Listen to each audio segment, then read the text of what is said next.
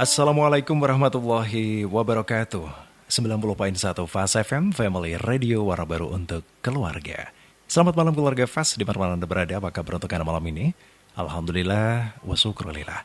Malam ini Selasa 1 Oktober 2024 kami bisa menyapa Anda kembali ke taruhan dengar Anda. Dan tentunya di malam ini kita bisa sharing lagi, bisa ngaji lagi, dan tentu ada beberapa hikmah yang terkandung di dalamnya. Kami hadirkan untuk Anda program kesayangan Baiti Janati, Rumahku, Surgaku. Di malam ini keluarga Fas, di Masa Putra tidak sendiri, karena di malam ini kita akan sharing sampai usia nanti pukul 21 waktu Indonesia Barat bersama dengan Ustadz Nur Rahim. Yang dimana malam ini beliau telah hadir di studio Fas FM. Kita sapa terlebih dahulu. Assalamualaikum, selamat malam Ustadz Nur Rahim. Waalaikumsalam warahmatullahi wabarakatuh. Selamat malam Mas Dimas. Selamat malam Ustadz. Sehat Ustadz? Alhamdulillah, sehat walafiat. Ketemu lagi di pekan ini dengan kondisi yang Alhamdulillah sehat dan indah banget Magelang. Dan saya tadi barusan perjalanan Mas Dimas, itu di sepanjang jalan indah sekali. Indah sekali Magelang. Jadi seperti di Tokyo itu. Betul, kayak di Jepang gitu ya. Di Jepang. Jepangnya Magelang itu memang ya di musim-musim kemarau seperti ini menuju ke hujan ya kan. Ya Alhamdulillah, tapi Buya ini merupakan salah satu tanda kebesaran Allah juga. Di mana warna-warninya indah. Betul. Sakura Jowo itu. Sakura Jowo ya. Oke, baik. Dan apa kabar Ustadz dengan kesibukannya? Alhamdulillah ya, semuanya bisa berjalan dengan lancar. Dengan lancar ya. Masih selalu dan terus selalu berbagi ilmu untuk teman-teman santri. Dan saya berharap dan terus selalu berharap teman-teman santri semuanya bisa belajar dengan giat. Amin. Dan mendapatkan ilmu yang manfaat dan barokah. Seperti itu. Amin ya rabbal alamin. Baik, terima kasih. Ya keluarga Fas, sekali lagi untuk Anda yang ingin bergabung bersama kami untuk sharing atau bahkan ada beberapa pertanyaan yang mungkin akan Anda sampaikan, Anda bisa menyampaikannya di 081578709640. Ini keluarga Fas ya. Di mana nanti Anda bisa manfaatkan juga untuk sesi phone live begitulah ya. Untuk Anda ingin tanya langsung bersama dengan Ustadz Rahim, bisa Anda manfaatkan. Baik Ustadz, kita di awal bulan ternyata ini ya, Selasa betul. Di awal bulan, wah senang banget gitu ya. Di balik kesenangan kita juga ada sesuatu hal yang membuat kita harus teringat kembali dengan sebuah sejarah yang cukup luar biasa sekali kemarin tanggal 30 September. Cukup kelam bagi Republik Indonesia. Karena kita sempat terongrong oleh salah satu partai komunis Indonesia yang ingin menggantikan Pancasila. Alhamdulillah berkat doa restu dari seluruh para alim ulama, masyarakat, dan seluruh pejuang-pejuang kita, dan tentu banyak yang berguguran pahlawan-pahlawan kita. Hari ini Pancasila ditegaskan, tak tergantikan. Tak tergantikan. Masya Allah. Ini memang menjadi salah satu cambuk kita bersama, bahwasanya ketika dulu Pancasila pun mau diganti, saat ini apa sebenarnya yang bisa kita petik dari peringatan kesaktian Pancasila ini? Ya. Bangsa Indonesia ini mengalami banyak sekali cobaan yang dihadapi oleh bangsa yang besar ini Mas Dimas. Karena memang Indonesia itu terlalu cantik, Masya Allah, terlalu indah ya. Ibarat surga itu pernah bocor dan netes itu tetesannya adalah Indonesia. Masya Allah, Masya Allah. Ya. Ratusan tahun kita terbelenggu penjajah. Kemudian setelah itu kita merdeka di tahun 45.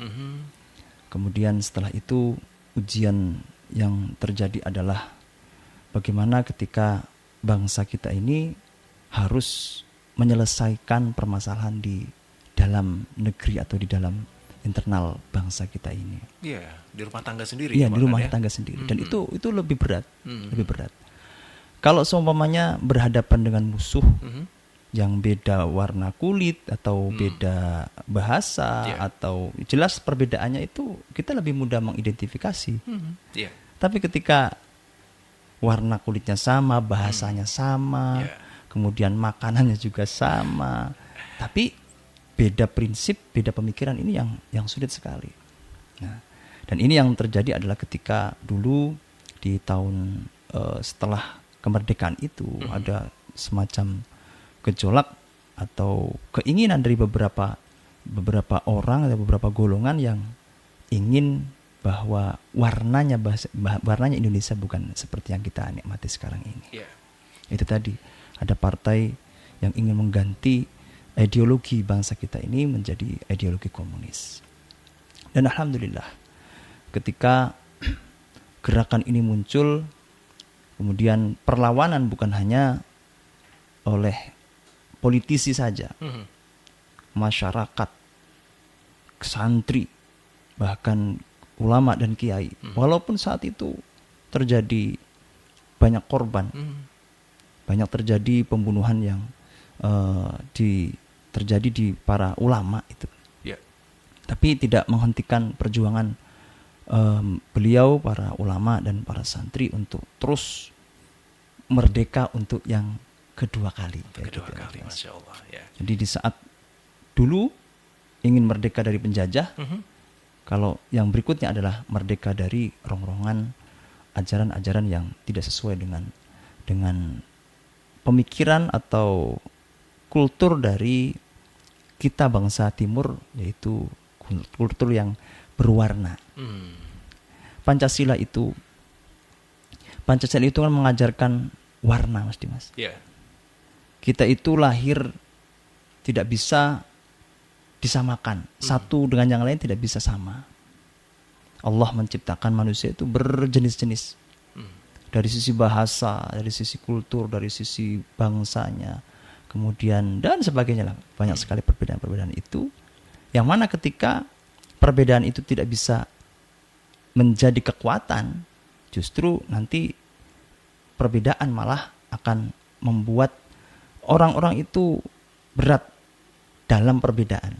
Tapi founding fathers bangsa kita ini betul-betul menghargai perbedaan, dan perbedaan itu dijadikan kekuatan. Nah, ini yang kemudian menjadi prinsip utama dalam Pancasila, ketika di bawahnya itu ada tulisan Bhinneka Tunggal Ika.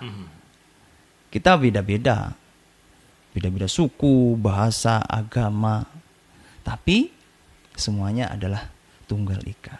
Semuanya bersatu, semuanya menjadi satu dalam satu wadah besar, keluarga yang sangat besar, yaitu bernama Indonesia. Dan saat itu kekuatan Pancasila diuji ketika harus menghadapi head to head dengan partai yang akan merubah ideologi bangsa ini. Dan pada kenyataannya alhamdulillah Pancasila itu bisa mengalahkan ajaran-ajaran dari komunis. Seperti itu, Mas Dimas. Seperti itu ya. Dan sebenarnya sangat miris sekali ya ketika tadi disampaikan Ustadz bahwasanya kita akan sangat susah. Dulu kalau founding fathers kita mengatakan mengusir penjajah itu adalah lebih mudah daripada melawan bangsamu sendiri gitu. Ya, itu memang nyata seperti itu. Nyata ya ternyata ya. Karena itu tadi, kalau semuanya melawan penjajah, tentu kita bisa mengidentifikasi mereka. Posisinya itu jelas gitu, Mas Dimas. Iya, harus jelas. Dari perbedaan apa saja jadi sangat jelas. Tapi ketika melawan bangsa sendiri kan sulit. Sulit. Apalagi tentu kulturnya juga sama, bahasanya sama, kemudian pemikiran juga sama, seperti itu. Makan dan minum di tanah yang sama. Nah, Masya Allah. Ya, tadi saya sempat tertarik juga yang disampaikan oleh Ustadz Nur Rahim bahwasanya ketika Bhinneka Tunggal Ika implementasikan dalam kehidupan sehari-hari sangat luar biasa sekali dengan keragaman yang ada di Indonesia, kita bisa bersatu. Tetapi justru sekarang, kalau kita tadi mengatakan beda suku, beda agama di Indonesia itu bisa akur ya. Sekarang kalau mau beda pilihan aja kok nggak akur itu gimana nih? Tapi itu biasa ini, Mas. Ya, apa namanya? Jadi kayak budaya 5 tahunan itu, Mas. Budaya 5 tahunan ya. Setiap 5 tahun setiap pilkada mesti ya seperti itu. Rodo anget lah gitu. Gaduh lagi gitu ya, ramai lagi gitu ya. Tapi hebatnya bangsa Indonesia, seruat apapun, tapi nanti ujung-ujungnya alhamdulillah kita kembali menjadi saudara. Kembali saudara ya. Begitu. Ya, seperti malam ini yang sudah masuk di redaksi Baiti Janati ini, Ustadz, kita akan menyampaikan kepada keluarga Fas. Demikian tadi untuk prolog yang disampaikan oleh Ustadz Nur Rahim, keluarga Fas, terkait dengan bagaimana kita untuk menyikapi peringatan 1 Oktober 2024 sebagai Hari Kesaktian Pancasila. Beliau telah mengingatkan kita semuanya, keluarga Fas, untuk tetap rukun dalam satu bingkai Bhinneka Tunggal Ika untuk NKRI tercinta. Nah, kali ini juga ada pertanyaan dari keluarga Fas. Assalamualaikum warahmatullahi wabarakatuh, Ustaz Nur Rahim. Waalaikumsalam warahmatullahi wabarakatuh. Mas Dimas, mohon izin untuk disampaikan kepada Ustaz Nur Rahim. Saya akan menyampaikan terkait dengan kondisi yang ada saat ini. Ramai sekali di beberapa media sosial dan juga beberapa berita. Kemarin-kemarin sempat mengambil beberapa informasi-informasi yang telah lalu. Bisa dikatakan jejak digital sungguh kejam jenderal. Karena saat ini dalam kondisi yang aman-aman saja, beberapa jejak digital yang dulu-dulu diungkap lagi, diumbar lagi, dan coba untuk diadu domba. Nah, banyak sekali saat ini adu domba yang terjadi. Apalagi tadi disampaikan Ustaz Nur Rahim, ini adalah satu agenda 5 tahunan. Nah, ini pasti akan terjadi lagi beberapa adu domba, fitnah, hoax, berita-berita yang tidak benar. Ini pasti akan dimunculkan lagi untuk apa? Untuk mengacaukan suasana yang ada, apalagi di dunia perpolitikan di Indonesia. Tapi pada kesempatan malam ini, izin Pak Ustadz, mohon untuk berikan nasihat kepada kami, khususnya ibu-ibu nih, yang baru saja melek gadget. Kadang-kadang kalau kami menerima informasi itu udah, kita percaya, yakin, bahkan latah dengan sengaja mengirimkan ke yang lainnya. Ini loh, katanya ini itu, katanya si dia gitu. Nah, ini tiba-tiba menjadi satu keyakinan kami tanpa bisa memfilter terlebih dahulu. Pada kesempatan kali ini sebenarnya apa sih dan bagaimana sih Islam ini memandang sebuah adu domba, atau kalau bahasa muslimnya disebut dengan namimah. Bagaimana dosa dan bagaimana cara kita bertaubat ketika kita sudah terlanjur mengatakan atau berbuat adu domba. Pak Ustadz, demikian apa yang saya sampaikan. Semoga bisa mewakili dari keluarga Fas yang lain. Atas nasihatnya diucapkan terima kasih. Wassalamualaikum warahmatullahi wabarakatuh. Waalaikumsalam warahmatullahi wabarakatuh. Dalam satu riwayat, Nabi Muhammad SAW pernah mengatakan bahwa la yadkhulul jannata qattatun, yakni namamun, bahwa tidak masuk surga orang yang masuk dalam kategori qattatun. Apa itu qattatun? Yaitu orang yang suka mengadu domba, berwajah dua. Di sana ngomong A, saat di sini ngomong B. Di sini menjelekkan si A, di saat dengan si A menjelekkan si B. Seperti itulah. Maka Kanjeng Nabi mengatakan bahwa la yadkhulul jannah, tidak masuk surga. Bahwa kita ini tadi dalam Pancasila dikatakan di logo di bawah itu, Bhinneka Tunggal Ika. Ini adalah ajaran luhur, para leluhur kita bangsa Indonesia ini yang mengenalkan tentang ukhuwah. Ukhuwah itu adalah persaudaraan. Para ulama mengatakan bahwa ukhuwah yang pertama adalah ukhuwah Islamiyah. Persaudaraan sesama Islam. Ketika siapapun yang login atau memang sudah sejak lahir mengikrarkan diri, bersyahadah asyhadu an la ilaha illallah wa asyhadu anna muhammadar rasulullah, maka darahnya dimuliakan, maka hidupnya itu dimuliakan, artinya terjaga. Ini kalau seumpamanya tergores saja satu orang yang mengatakan bahwa asyhadu an la ilaha illallah wa asyhadu anna muhammadar rasulullah, maka ibarat seluruh umat Islam itu terlukai. Apalagi sampai hilangnya nyawa. Bahkan dikatakan bahwa ketika menghilangkan nyawa satu orang, itu ibarat menghilangkan nyawa manusia seluruhnya. Jadi ada istilah ukhuwah Islamiyah, sesama Islam. Kemudian yang berikutnya adalah ukhuwah wataniyah. Jadi persaudaraan sesama satu bangsa. Saya bangsa Indonesia, Mas Dimas bangsa Indonesia. Yang ada teman-teman di Sumatera itu ya sama bangsa Indonesia. Ada di Papua juga sama, kita satu bangsa, itu bangsa Indonesia. Itu kita semua saudara. Semua saudara. Ketika berbicara saudara, maka layaknya saudara seperti apa? Artinya ketika ada orang yang membutuhkan pertolongan, kita tidak perlu kan menanyakan apa sih agama kamu, Ada orang kecemplung sumur, Mas Dimas. Ya. Apakah kemudian setelah diangkat itu, mau kita angkat, ditanya dulu, sampean Islam atau bukan? Gitu ya. Iya. Bukan, cemplungkan lagi. Masya Allah. Atau ketika diangkat Islam, NU atau Muhammadiyah. Iya, nggak selesai ya. Jadi kan tidak seperti itu kan. Iya. Sudah kita ketika kita anggap sebagai saudara, ya layaknya saudara seperti apalah, saling menolong, saling asa, saling asih, dan saling asuh. Itu adalah prinsip-prinsip persaudaraan. Ya. Jadi kita selama satu bangsa, satu negara, maka layak seluruhnya kita jadikan sebagai saudara. Kemudian yang terakhir adalah ukhuwah basyariyah. Saudara atau persaudaraan karena kemanusiaan. Bahwa yang kita hadapi, siapapun itu, ketika itu merupakan manusia, wujud manusia, maka kita jadikan sebagai saudara. Jadi umum, universal, siapapun itu, selama itu merupakan bentuk manusia, maka kita jadikan saudara. Nah, jadi 3 bentuk ukhuwah atau persaudaraan ini harus kita jaga, Mas Dimas, dan kita harus memahami ini, harus memahami ini. Makanya ketika sekarang ada agenda 5 tahunan, itu jangan sampai, sebenarnya ini kan sebuah pesta.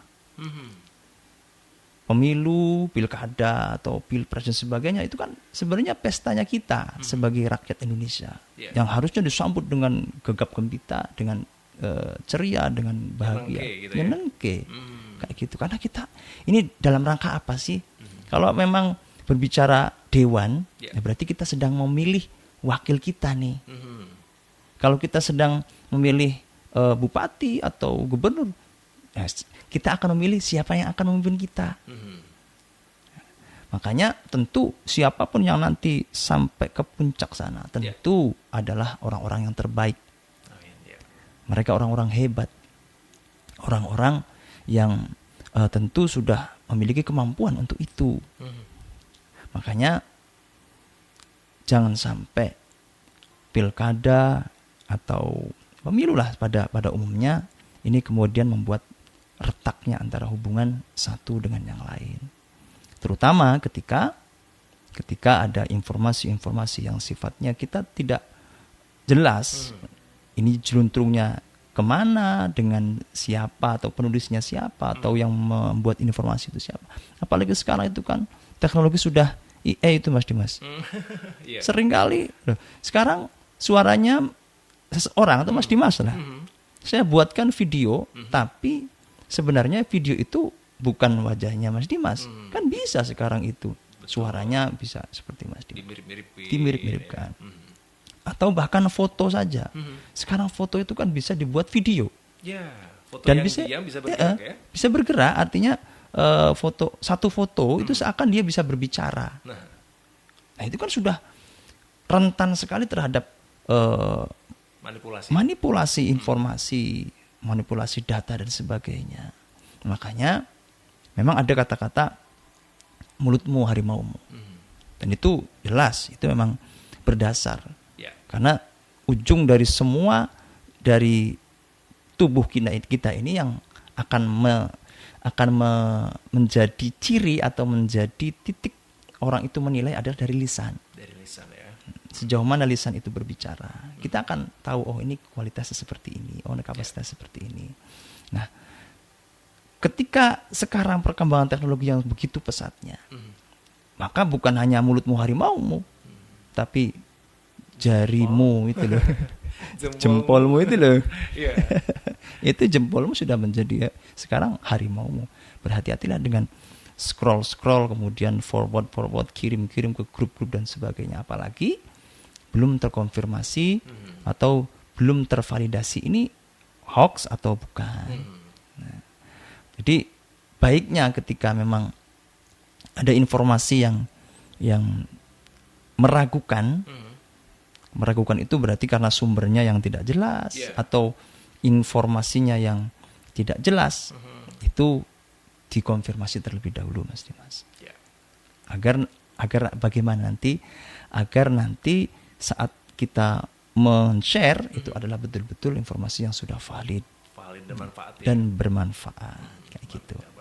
Ya begitu. Gitu. Ya, jadi Pak Ustadz, tadi yang disampaikan oleh hamba Allah tadi memang menjadi salah satu bagian perwakilan dari keluarga FAS yang lain ya. Memang saya sudah merasakan betul saat ini sudah mulai di mana masa-masa kampanye dari tanggal 25 September dan akan berakhir besok sampai dengan tanggal 24 November menjelang masa pemungutannya. Kan pemungutannya tanggal 27 November nih kan ya.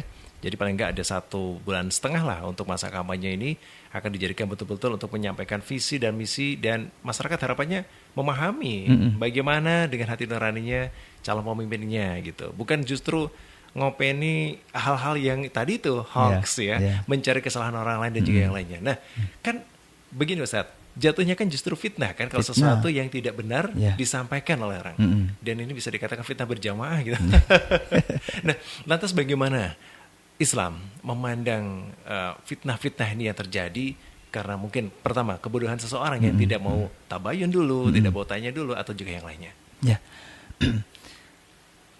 Qadhi Abu Lais itu mengatakan ada paling tidak 6 cara menghadapi atau bersikap terhadap namimah. Jadi ketika ada namimah atau informasi, apalagi jelas-jelas hoax, apalagi jelas-jelas ini tidak tervalidasi, maka yang pertama adalah Allah tusaddiquhu. Tegas, ya jangan dibenarkan. Itu yang pertama. Jadi ketika ada informasi yang jelas-jelas, ini merupakan informasi yang tidak valid lah, atau berita palsu. Yang pertama lakukan adalah Allah tusaddiquhu, karena ketika ikut menyebarkan, ya berarti kita akan melakukan hal yang sama. Kita ikut terbawa melakukan namimah. Kalau hanya sekedar mendengar, pelaku namimah adalah orang yang menyebarkan itu. Tapi ketika kita mendengarkan, menerima, kemudian share, apalagi share grup, nanti dari grupnya di-share lagi, dari grupnya share lagi, wah. Itu kan mengerikan sekali Mas Dimas. Betul. Iya, hal-hal inilah yang kita khawatirkan. Ini kan menjadi sesuatu hal yang langsung begitu masif banget ya, tersebar kemana-mana. Sesuatu hal yang tidak baik atau tidak benar tersebut ini Ustadz ya. Nah, pada kesempatan kali ini juga kita mengundang keluarga FAS ya Ustadz untuk bisa bergabung bersama kami di 081578709640. Silakan keluarga FAS yang akan menanyakan beberapa hal. Di luar itu juga boleh ya, untuk Anda bisa menanyakan di 081578709640-nya ya. Oke Ustadz, kalau kita mengacu kepada pertanyaan di malam ini, ada satu pertanyaan juga yang sudah disampaikan oleh keluarga FAS ini. Assalamualaikum warahmatullahi wabarakatuh Ustadz. Waalaikumsalam warahmatullahi wabarakatuh. Pak Ustadz, Mas Dimas, saya mau bertanya nih, bagaimana saya sebagai ibu bisa tahu kalau anak laki-laki saya sudah balik? Nah, apakah harus bertanya ke ihtilamnya? Gitu. Kamu udah ihtilam belum? Gitu ya kan? Atau tunggu saja dia di usia 15 tahun gitu. Nah, untuk sekarang anak saya berusia 12 tahun ini Pak Ustadz. Nah, oke, ini parenting edukasi juga yang sangat harusnya kita mulai terbuka lah ya. Ya, ini dari ibu siapa? Al-Hikmah di Kaliangkrik. Oh, Al-Hikmah di Kaliangkrik. Iya. Yang penting ini jangan ngerasani anaknya gitu ya. Ini juga bukan adu-adu. Oke. Jadi untuk mengetahui tentang usia balighnya anak laki-laki, itu adalah usia di 15 tahun, itu 15 tahun Komariah. Artinya? 15 tahun Komariah itu bukan 15 tahun yang Masehi. Ya. Di Komariah itu ya ulang tahun Jawa lah gitu ya. Itu kalau diukur kisaran 14 tahun setengah lah. Lebih awal ya? Lebih awal. Oke. Itu batas usia. Kemudian atau ihtilam, dia bermimpi mengeluarkan air mani. Ihtilam gitu ya. Dan itu harus terkonfirmasi. Oh ya? Artinya sebagai orang tua tidak perlu malu. Jangan sampai anak malah curhatnya ke temennya gitu ya. Oke. Dan memang orang tua harus terbuka, artinya bertanyalah langsung kepada anak itu. Jadi anak itu dikasih tahu kan bahwa nanti kamu loh ada beban taklif, ada beban kewajiban yang harus kamu lakukan sebagai orang dewasa, sebagai orang yang sudah cukup umur, yaitu ketika kamu berusia 15 tahun atau ketika kamu sudah mimpi basah kayak gitu. Ihtilam itu kan mimpi basah, Mas Dimas. Itu harus ditanyakan memang. Ditanyakan. Atau sebelum di usia-usia yang potensi ihtilam, itu biasanya SMP lah. SMP berarti 12-13 tahun. Nah, itu anak sudah diedukasi bahwa kelak nanti kamu akan mimpi basah. Apa itu mimpi basah? Nah, kan kayak gitu. Jadi jelaskan bahwa mimpi basah itu kamu mimpi kemudian mengeluarkan air mani dan real, bukan hanya mimpi, real keluar, kayak gitu Mas Dimas. Nah, tadi keluar mimpi dan keluar memang keluar, bukan hanya mimpi hanya mimpi, enggak. Nah, dicek, kemudian dikasih tahu lah ciri-cirinya. Jadi ini edukasi terlebih dahulu. Nanti kamu ketika kamu bermimpi nanti ada cairan yang keluar dan tidak berbau seperti biasanya kamu kenal, tidak bau pesing kayak gitu. Minimal seperti itulah, tidak bau pesing. Nah, terus kalau ada warnanya ya seperti itu warnanya, itu harus dijelaskan. Nah, baru setelah itu dikonfirmasi terus, dan anak harus terbuka ke orang tuanya. Agar anak terbuka ke orang tuanya, tentu orang tua lebih mendekat kepada anaknya, sehingga nanti komunikasinya itu tidak terputus, dan jangan sampai itu tadi akhirnya curhat kemana-mana, cerita kemana-mana, malah orang tuanya tidak tahu kalau anaknya sudah balik kayak gitu. Seperti itu Mas Dimas. Seperti itu ya. Ibu Al-Hikmah yang ada di Kaliangkrik, demikian tadi. Kalau Anda masih ada kesulitan untuk bisa mengajak ngobrol dengan putranya, mungkin ada cara atau kiat kita bisa mencari teman sedekat atau teman-teman yang mungkin dianggap dia percaya gitu Ustadz ya. Mungkin dia, oh ini cocoknya kok curhat dengan itu. Coba nih tanyain, dia udah cerita apa sih? Ternyata udah cerita itu ya Ustadz ya. Oke. Nah, oke, terima kasih dibaliknya lagi Bu Al-Hikmah di Kaliangkrik. Kami ucapkan selamat malam dan terima kasih. Baliknya lagi di 0815787080-nya. Berikutnya, Assalamualaikum warahmatullahi wabarakatuh Pak Ustadz. Waalaikumsalam warahmatullahi wabarakatuh. Saya dari Nadia. Ini Ibu atau Mbak ini ya. Kalau anak saya ini sepertinya Mbak. Kalau anak saya sebaliknya nih Pak Ustadz. Oh, berarti Ibu. Kalau anak saya sebaliknya. Anak saya ini malah nggak mau menjadi sosok dewasa. Karena menurut dia, ketika saya diberikan nasihat, sosok dewasa itu harus tanggung jawab, harus mempunyai peranan, dan kamu harus menjadi imam bagi dirimu dan keluargamu kelak gitu. Bahkan menjadi imam bagi ibu gitu. Karena kami memang, maaf Ustadz, suami saya sudah meninggal. Gitu. Oke, jadi anak saya berikan informasi seperti itu, tetapi dia mengatakan saya tidak mau dewasa, saya ingin jadi anak-anak yang selalu dimanja ibu gitu. Gimana ini jadinya ini? Ya, kehidupan itu kan terus berjalan Mas Dimas ya. Kita tidak bisa menolak waktu untuk berjalan, itu tidak bisa. Dan fase itu kan ya dimulai dari anak-anak, kemudian remaja, kemudian dewasa, kemudian tua, kemudian kembali lagi ke Yang Maha Kuasa. Kan fasenya seperti itu. Karena memang waktu terus berjalan. Kita tidak bisa menolak itu, tidak bisa. Mungkin perasaan pengen, lah itu bisa gitu ya. Tapi untuk terus-menerus menjadi anak itu jelas tidak mungkin.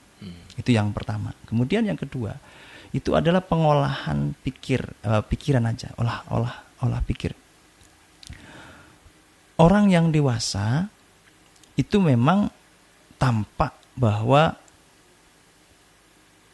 orang yang banyak masalah gitu ya Mas Dimas. Kan enak kalau anak kecil kayak enggak ada beban gitu ya. Enggak ada beban. Mau nangis tinggal nangis. Saat ada hiburan nangis.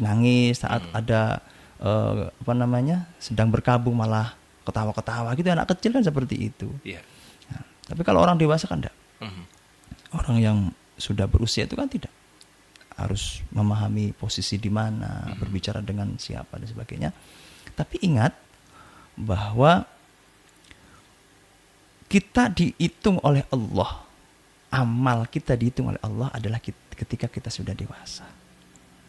Dan ingat bahwa kehidupan ini bukan hanya di dunia. Kehidupan ini nanti akan berlanjut dan masih sangat jauh sekali sampai pada akhirnya kita akan bertemu dengan Allah. Masih sangat lama. Dan amaliyah yang akan dihitung adalah amaliyah sesudah baligh. Begitu. Ya. Jadi setelah baligh itu baru dihitung ya? Baru dihitung. Amal-amalnya. Baik sholatnya, baik yang lainnya. Ya, semuanya. Gitu, Mas Dimas. Begitu ya. Jadi ini bisa dikasih nasihat kepada putranya ya, bahwasanya menjadi dewasa itu adalah sebuah kenyataan. Kenyataan dan itu sebagai anugerah. Kita tidak bisa menolak dan tidak bisa menghindar. Tapi yang perlu kita lakukan adalah bagaimana menjalani hidup ini dengan normal. Artinya follow the rule saja. Ya. Follow the rule. Kemudian bahwa kedewasaan itu adalah derajat yang lebih tinggi daripada sekedar sebagai anak-anak. Gitu. Begitu ya. Oke. Kalau berbicara terkait dengan anak-anak ini, Pak Ustadz. Ya. Anak zaman sekarang dengan dulu mungkin beda ya. Usia 12 tahun ini tadi yang disampaikan Bu Al-Hikmah, kemungkinan anak sudah balik juga bisa. Karena dengan hormonal, kemudian juga saat ini juga anak sudah makanannya bergizi-gizi. Bahkan beberapa media. Ini mempengaruhi tingkat kedewasaan anak-anak gitu. Sehingga mohon maaf Pak Ustadz, kemarin kan banyak sekali anak-anak yang dikatakan anak-anak berbuat asusila, melakukan persetubuhan, bahkan pembunuhan, melakukan kelitih, dan juga yang lainnya. Dengan dalih anak-anak kemudian tidak dihukum. Artinya, kalau dewasa itu merupakan satu tanggung jawab, berarti kan itu tanggung jawab moral juga anak-anak sudah diajarkan. Ya, bahwa memang jangkauan hukum itu kan berbeda dengan anak-anak. Jadi orang dewasa dengan anak-anak itu kan hukum itu menjangkaunya berbeda.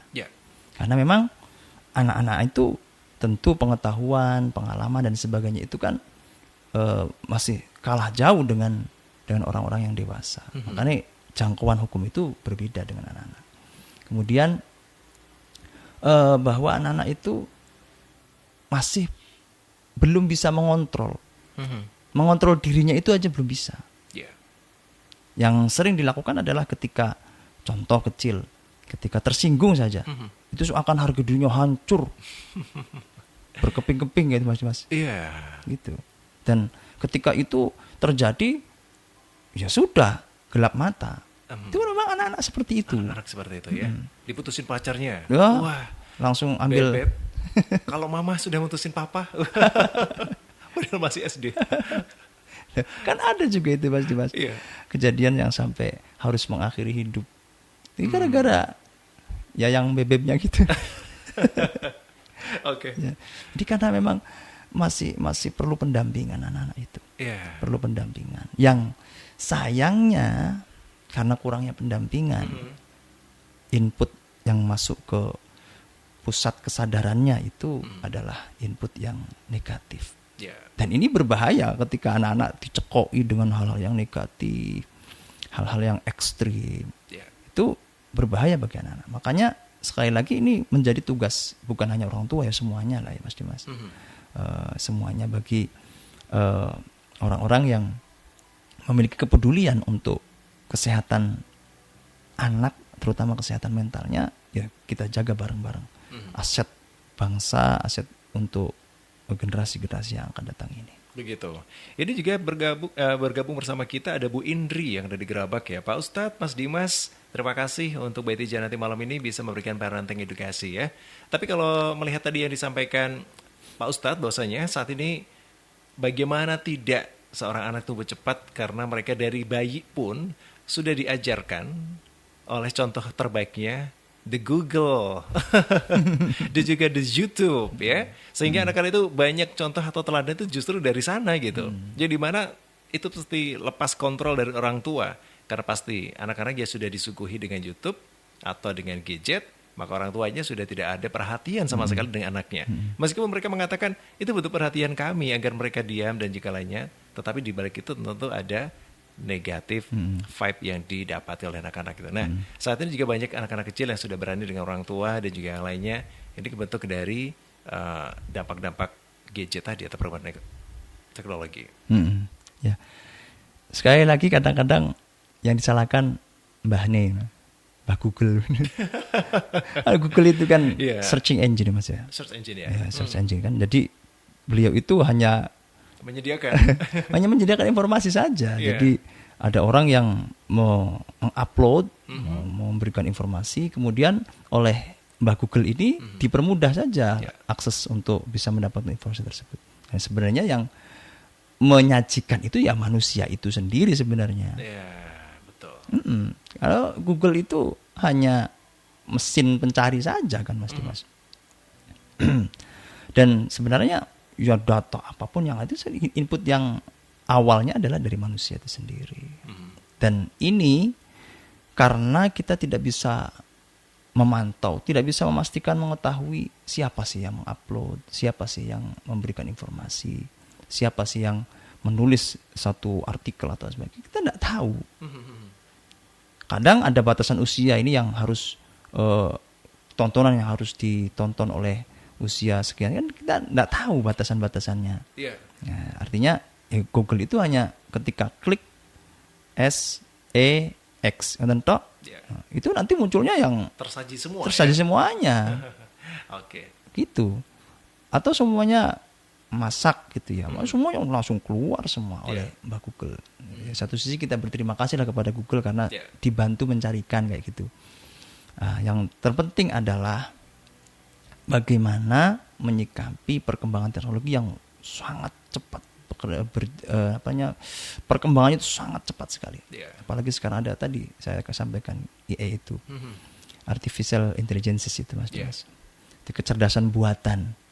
Kecerdasan buatan dan itu kalau kita tidak bisa menyikapi dengan bijak, generasi yang akan datang tentu lebih mengkhawatirkan. Jadi gadget itu yang perlu bijak menggunakan, bijak untuk yang diakses, kemudian juga bijak untuk mengupload apa yang harus di share untuk orang-orang. Itu sebenarnya kembalinya ke diri kita sendiri Mas Dimas. Kepada diri kita. Remnya itu harus rem yang pakem. Begitu ya. Oke, selain rem yang pakem untuk memberikan satu edukasi, tentu kita juga sebagai orang tua memberikan pengereman secara batin juga Ustaz. Bagaimanakah Ustaz caranya kita bisa memberikan doa terbaik kepada anak kita agar senantiasa diberkahi oleh Allah Subhanahu wa taala dan dilindungi oleh Allah Subhanahu wa taala. Mungkin ketika anak kita sedang ulang tahun Ustaz, mungkin kita bisa memberikan kado buat anak kita dengan berpuasa, weton dan juga yang lainnya. Atau apa yang bisa diajarkan secara Islam itu? Yang mesti adalah ketika orang tua berharap bahwa anaknya itu menjadi orang-orang yang baik, orang-orang yang solih, orang-orang yang bisa menjadi teladan, adalah yang pertama bahwa orang tuanya tersebut harus bisa menjadi teladan, harus bisa menjadi pendamping yang baik. Itu yang pertama dulu. Kemudian yang berikutnya di antara ikhtiar untuk melunakkan hati anak. Karena bagaimanapun sebenarnya ketika kita berbicara anak, itu berbicara kita sedang berkaca dengan diri kita sendiri. Tidak jauh-jauh kok. Tidak jauh-jauh sebenarnya. Apa yang dilakukan anak itu sebenarnya cerminan dari kita sendiri. Kayak gitu. Dan semua itu berurusan dengan hati. Dan hati itu yang mampu membolak-balikkan adalah hanya Allah Subhanahu wa taala. Jadi di samping kita melakukan pendampingan secara maksimal, kemudian tidak lelah pula kita untuk terus-menerus berdoa dan mendoakan si anak. Banyak sekali Mas Dimas doa-doa yang bisa dipanjatkan. Bahkan saya mendapatkan ijazah seperti membaca Fatihah 41 kali setiap malam, khususnya ibu.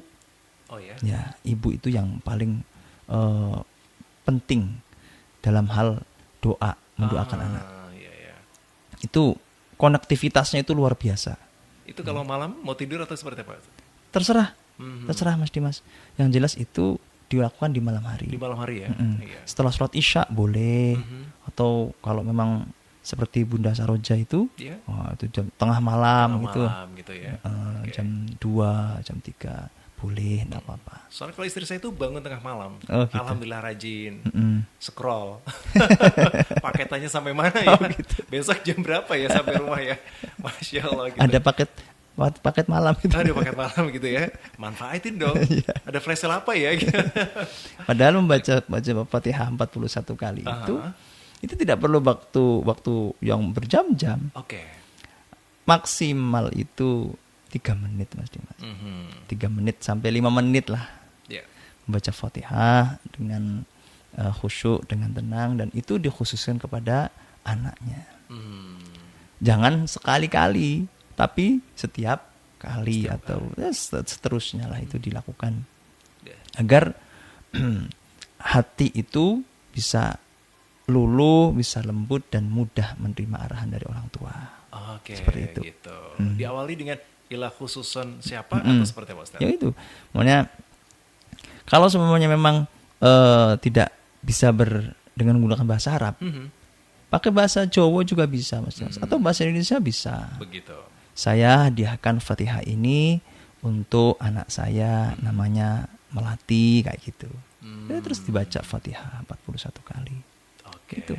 Ya. Nah, kalau bahasa Jawa, wawasan iki tak hadiahke kanggo anakku sing jenenge Melati, kayak gitu. Oke, begitu Itu ya. sudah cukup, sudah Masya cukup. Allah. Ya, jadi ibu-ibu ya, tolong Bu. Tadi Pak Ustadz menyampaikan ibu-ibu itu lebih mustajab insya Allah ya untuk mendoakan anak-anaknya gitu ya. Karena ibu itu yang ya pengandung 9 bulan, dan itu ada konektivitas yang tadi disampaikan oleh Ustadz bahwasanya ini lebih insya Allah lebih cepat terijabah. Nah makanya ibu-ibu malam-malam seperti ini tolong dong gadgetnya ditinggalin dulu. Scroll itu kan 2 jam itu enggak capek ya. Oh, seharian Ustaz, ya kan? Dari A, B, novel A sampai B. Iya, oke. Kalau baca Fatihah itu 5 menit lah, 5 menit Mas Dimas. 5 menit waktu khususkan untuk mendoakan anak-anak. Iya. Hanya 5 menit saja. Hanya 5 menit, Bu. Ya, tolong ya malam ini bisa dipraktekkan. Dipraktekkanlah. Okay. Karena ibu itu saya katakan konektivitasnya itu lebih kuat. Yeah. Doa bisa lebih mustajab ibu dibandingkan ayah. Seperti itu. 41 kali ya Ustaz ya? 41 kali. Itu kalau anak 1 Ustaz. Kalau anaknya 7. 41 gitu ya? 41 kali, iya. Iya 41 aja. Subhanallah. Anaknya 12, 41 saja. Oh 41 saja gitu. Saya kira 1-1 Ustaz ya. Nggak usah Mas Dimas. Begitu ya. Ini juga Bu Al-Hikmah menambahkan pertanyaan. Anak saya 3, apakah semua harus 41 kali Fatihahnya? Anak saya yang kecil, toddler banget. Barangkali sama fadilahnya jika dibagi 3. Oh, gimana Bu ini? Mungkin Anda typo ya, jadi kecil apa maksudnya ini ya? Mungkin yang disampaikan adalah anak saya 3, apakah semuanya harus 41 kali Fatihahnya? Oh gitu. Dikali 41, 3 dikali 41 gitu. Betul. Karena nanti khawatirnya fadilahnya jika dibagi 3 kan kurang pas. Wah gitu. Ini loh Mas Dimas, hebatnya Al-Quran, hebatnya Al-Fatihah. Ya. Jadi 1 itu bisa untuk berapa orang saja, untuk siapa saja. Ya. Dan kita diajarkan untuk saling mendoakan, bahkan untuk seluruh umat Islam. Ya. Itu kita doakan. Ketika kita mendoakan, contoh semuanya, saya mengirim Fatihah ini untuk orang-orang yang ada di Magelang. Maka 1 Fatihah itu nanti akan terkoneksi untuk setiap orangnya dengan kualitas yang sama. Tidak kemudian 1 Fatihah dipotong-potong, itu enggak. Iya, Masya Allah. Kayak gitu, itu hebatnya di situ. Artinya ketika anak, ini Bu Hikmah hanya 3 ya. Iya. Jangankan 3 Bu, anaknya 12, cukuplah dengan 41 kali. Jadi contoh semuanya, saya hadiahkan Fatihah ini untuk anakku si A, si B, si C, kayak gitu terus sampai disebutkan sampai yang terakhir, terus baru dibacakan Fatihah. Sebanyak 41 kali. Begitu. Tidak kemudian anaknya 12, 41 kali, satu, terus nanti yang kedua 41 kali. Nah, itu. Yang terakhir kebetulan ibunya ngantuk, kurang sekali ya. Kurang sekali. Kan nggak adil. Begitu Bu Al Hikmah di Kalianggrek ya, silakan putranya 3 ya, semoga jadi anak yang soleh-solehah, sehat semuanya dan diberikan usia barokah. Nah hari ini juga ada yang ulang tahun ini. Ada keponakan saya, Dedek Ali. Oh, ya. gitu. Selamat ulang tahun, barakallahu fi umrik ya. Terima kasih. Semoga diberikan usia yang barokah. Oh, gitu ya. Anak yang solih. Amin. Sehat jasmani rohani. Amin. Ya, Masya Allah. Usia berapa ya? Itu 6 tahun. Oh, 6 tahun ya? 6 tahun, ya. Alhamdulillah, terima kasih. Halo Dede Ali. Selamat ulang tahun ya. Ya. Oke. Berikutnya juga terima kasih. Ini dari Bapak Yono. Assalamualaikum warahmatullahi wabarakatuh. Mas Dimas, tolong disampaikan Ustadz Nur Rahim. Kajian yang bisa disampaikan ke anak-anak itu ngaji apa sih setiap pagi agar anak-anak ini bisa mudah untuk menyerap ilmu agama gitu atau dalam dunia pendidikannya. Terima kasih. Untuk akhlak itu bisa menggunakan wasiatul Mustafa. Itu boleh bisa itu. Okay. Atau akhlakul banin. Kalau untuk anak laki-laki ada kitab namanya akhlakul banin. Kalau anak perempuan atau santri perempuan itu akhlakul banat. Nah, itu nanti kan ada beberapa jilid. Nah, itu dari pelajaran yang paling dasar. Bagaimana terhadap orang tua, terus bagaimana dengan saudara, bagaimana dengan teman, bagaimana dengan guru, itu nanti dikaji semua di situ. Ada kitab-kitab yang bisa dikaji di pagi hari untuk anak-anak. Seperti itu. Seperti itu ya. Oke, Pak Yono di Magelang, terima kasih untuk kebersamaan Anda. Berikutnya terima kasih juga untuk keluarga Fas yang malam ini sudah bergabung, ini cukup banyak tapi nggak ada namanya ya. Mohon maaf ini dari hamba Allah gitu saja ya. Assalamualaikum warahmatullahi wabarakatuh Pak Ustadz. Waalaikumsalam warahmatullahi wabarakatuh. Ya, terima kasih sekali Pak Ustadz. Pada malam ini Bapak sudah menyampaikan beberapa kajian-kajian dan juga himbauan kepada kami. Saya terasa tersentuh sekali, terutama ibu-ibu ini. Karena setiap belanja di tukang sayur kalau pagi itu bawanya ngerumpi, ribah sana sini. Ya tadi disampaikan adalah namimah atau adu domba, dosanya sangat besar sekali. Ini menjadi salah satu ketakutan saya akan hal-hal demikian. Tetapi bagaimana kalau kita diberikan informasi, apakah kita juga cukup diam? Kalau diam saya takut nanti orang atau tetangga saya ini merasa tersinggung dan juga yang lainnya. Sehingga apa sikap kita seharusnya? Ya, memang ibu-ibu itu atau umumnya kaum Hawa itu menurut penelitian itu gini Mas Dimas. Jadi stok untuk menghabiskan kata itu dalam satu hari paling tidak 40.000 kata. Okay. Itu minimal itu. Jadi kalau semuanya ada perempuan yang berbicara kurang dari 40.000 kata sehari, itu bisa stres gitu katanya. Mesti seperti itu. Kalau kaum Adam itu kan enggak 10.000. 10.000 sampai 15.000. Artinya lebih banyak diam. Lebih banyak diam ya. Lebih banyak diam. Jadi ya memang dalam keluarga pun seperti itu. Untuk hal-hal yang fundamental, itu fungsi ayah yang lebih utama. Contoh seumpamanya ketika mengatakan mendoktrin anaknya, kamu harus sukses loh nak, kamu harus menjadi pemimpin yang hebat loh nak. Itu kan fundamental sekali. Kamu harus menjadi orang yang solih loh nak. Nah, itu tugasnya orang tua itu, yang orang tua yang ayah. Karena beliau itu tidak banyak bicara, makanya ibarat berbicara itu, sekali berbicara itu mahal harganya. Kalau ibu-ibu kan beda. Apapun diucapkan. Baju kamu lusuh loh. Telinga kamu kotor. Kuku kamu kotor loh. Wah, sampai ke tempat tidur pun dikoreksi semua sama ibu-ibu. Gitu. Makanya ketika mendapatkan arahan-arahan yang sifatnya fundamental, itu sosok ibu itu memang kurang direspon oleh anak itu. Nah, ini sebenarnya tugas utamanya seorang ayah ketika yang mendoktrin anak so kuat dan sebagainya itu anak. seorang ayah karena memang jarang berbicara. Maka ketika berbicara itu mahal harganya, kayak gitu. Dan lebih diperhatikan oleh anak. Kemudian ketika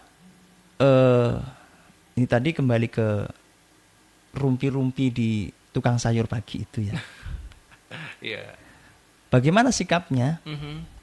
Sikapnya adalah ya as-sukutu salamah. Nah, begitu. Ya, diam itu lebih selamat. Ya seperti Mas Dimas kayak gitu. Gitu aja. Bahaya kalau kita kayak ikut nih Burg ya. Iya. Jeng tau nggak tuh? Dia tuh beli motor baru loh. Iya. Oh iya? Kayak apa gitu. Ini kan kemana-mana kan. Marah-marah ya. Nanti bahas helmnya, bahas tasnya, nanti isi tasnya apa gitu. Jadi ya kalaupun enggan atau khawatir menyakiti hati dari pasangan atau lawan bicara itu, ya cukup dengan tanggapan-tanggapan yang sifatnya jangan memvalidasi atau mengkonfirmasi, cuma gitu. Oh kayak itu. Itu sudah cukup itu. Sudah cukup. Sudah puas sebenarnya. Puas, ya? Artinya seakan kita itu mendengarkan. Oke. Tapi sebenarnya yang prinsip utamanya adalah as-sukutu salamah. Kalau memang tidak baik untuk berbicara, jangan berbicara. Begitu. Lebih baik diam. Lebih baik diam. Karena as-sukutu salamah. Diam itu di saat itu yang lebih selamat. Seperti itu. Baik, terima kasih Ustadz Nur Rahim. Dan untuk keluarga Pas malam ini yang sudah bergabung, ini ada pertanyaan terakhir ya untuk Anda malam ini dari Bu Iis di Tempuran. Assalamualaikum Pak Ustadz. Waalaikumsalam warahmatullahi. Maaf mau tanya nih Ustadz, bagi ibu yang sudah terbiasa membacakan Fatihah untuk anak-anaknya, bagaimana di saat sedang haid? Apa boleh membacakan atau diganti dengan bacaan apa? Terima kasih. Ya, kalau memang ibu-ibu dalam kondisi uzur tidak bisa membaca Fatihah atau tidak bisa membaca Al-Quran, jadi para ulama itu memberikan solusi, yaitu dengan meniatkan membaca Fatihah itu niat zikir. Niat zikir. Zikir seperti la ilaha illallah, seperti itu loh. Seperti subhanallah dan sebagainya. Nah itu niatnya seperti itu. Jadi diniati dulu Mas Dimas, bahwa ini saya membaca zikir. Kemudian baru setelah itu membaca Fatihah. Gitu. Begitu. Jangan sampai ini saya membaca Al-Quran nih. Seperti itu. Diniati zikir dulu. Itu cara ketika ibu-ibu terutama sedang dalam kondisi yang uzur. Gitu Mas Dimas. Begitu ya. Baik, Ibu Iis di Tempuran, terima kasih sebagai pertanyaan terakhir kebersamaan kita di Baiti Janati edisi malam ini, Selasa 1 Oktober 2024. Bagi Anda keluarga Fas yang ingin menanyakan perihal bagaimanakah hal-hal yang akan Anda sharingkan bersama dengan Ustadz Nur Rahim, Anda bisa menyampaikannya di 081578709640 dan di kesempatan yang akan datang kami insya Allah akan membahas kembali untuk Anda. Bagi Anda yang baru saja mendengarkan di 90.1 Fas FM, saatnya kita dengarkan dulu closing statement dari Ustadz Nur Rahim. Bahwa kita hidup itu tidak akan bisa menghindar dari orang lain. Kita dikenalkan 3 persaudaraan, yang mana dengan pemahaman terhadap 3 persaudaraan ini akan menjadikan manusia sebagai manusia. Yang pertama adalah ukhuwah Islamiyah, yaitu persaudaraan antar sesama orang-orang yang Islam, orang-orang yang beriman kepada Allah Subhanahu wa taala. Kemudian ada juga ukhuwah atau persaudaraan sebangsa dan setanah air. Maka siapapun orang, siapapun tetangga atau teman, selama itu masih satu bangsa, satu negara, maka layak kita jadikan saudara. Kemudian yang terakhir adalah ukhuwah basyariyah, yaitu persaudaraan antar sesama manusia, siapapun itu, tidak mengenal bangsa, tidak mengenal suku, jenis kelamin, warna kulit dan sebagainya. Semuanya ketika itu merupakan manusia, maka layak dijadikan sebagai saudara. 3 pemahaman konsep utama dari ukhuwah ini yang mengantarkan kita seharusnya berbangsa dan bernegara ketika mengalami perbedaan apapun, itu bisa berpikir dengan bijak dan bisa melangkah kaki dengan bijak. Maka situasi apapun seperti pilkada ataupun pemilihan dan sebagainya itu bisa disikapi dengan bijak, dan tetap apapun itu, perbedaan pilihan apapun, tetap semuanya adalah saudara. Seperti itu. Baik, terima kasih Ustadz. Dan untuk keluarga FAS, akhirnya dari Jalan KHC Masyari nomor 7 Bakutan Tegarja Magelang, kabar bertugas mengucapkan terima kasih. Selamat malam, selamat istirahat, dan wassalamualaikum warahmatullahi wabarakatuh.